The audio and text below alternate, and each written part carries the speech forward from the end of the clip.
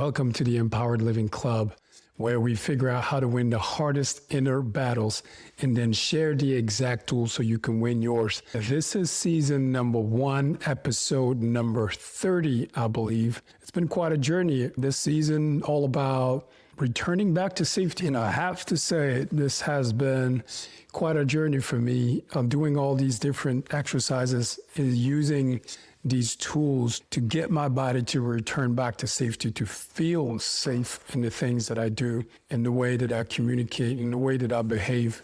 So where I'm at right now, I feel I have been evolving, really, mentally. I have been evolving. There's a lot that changed for the better since I started doing these different exercises. And the things that have been coming up and becoming better in me really have been all about safety, really. It's not just because I've been doing these things. It's really, my body feels more safe, and I feel more the difference in tension and in stress when I feel threatened, when my body feels threatened. And I've learned to really see how I view myself and how I view the world when I feel stressed out. So I've learned to see how I react when I feel stressed out. And I've learned to see all my shitty behavior when I feel stressed out, and the way that I talk, the way that I communicate, the way that I don't communicate, the way that I overreact sometimes, and sometimes how I pull away. I've learned a lot about myself. So this journey of returning back to safety has been a game changer in terms of how I see myself and understand the lens through other people see me. Because I've learned to now see my own behavior, and some of it, I'm sorry, I have to apologize. Some of it just was not great. But this has been such a learning curve and insight for me to learn to get back to safety. I've really made a lot of progress. I've seen how I used to react in certain ways in certain situations, and that now I'm behaving, now reacting in a completely different way. I am not getting upset as quick as I used to. I am not staying upset as much as I used to. I also learned to see the triggers. I see my triggers much more. And just the fact that I recognize my triggers and I recognize my behaviors when I feel stressed out. And I've learned to return back to safety. And I've learned what are the things that make me feel safe and what are the things that trigger my stress responses. So that's really been huge for me.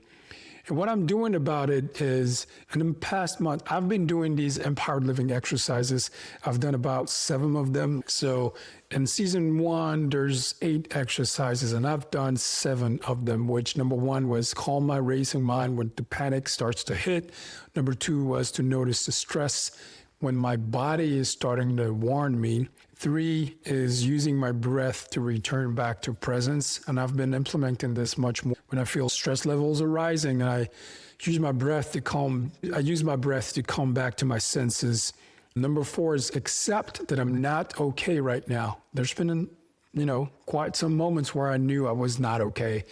And number 5 was see how my anxiety tries to protect me. There's been quite some anxiety moments, and I've learned to see how that is actually protecting me, trying to protect me. My body tries to protect me, and I've learned to see those triggers. There's still some work to be done there. I think I'll probably have to redo some of these exercises and just, let maybe a few months pass or a year pass and go back to these tools and see how I can continue to improve it. And then number 6 was notice when my walls come up.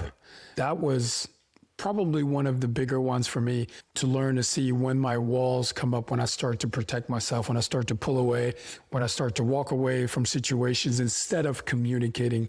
That was number 6. And then the last one that I did, which was number 7, celebrating small wins that kept me safe, which was something that I just was almost never celebrating and doing, to take that little bit of time to celebrate when things went well. So that's been quite a journey. And there's one more tool that I have to go over. There's one more exercise that I need to do, which is to find safety inside myself. This is all about learning to not rely on external sources to feel safe, to feel good, to get my body back to my senses. So that's the next thing that I'm going to be working on next week. And I'm super excited about that. A little bit nervous too, but I think I'll be good.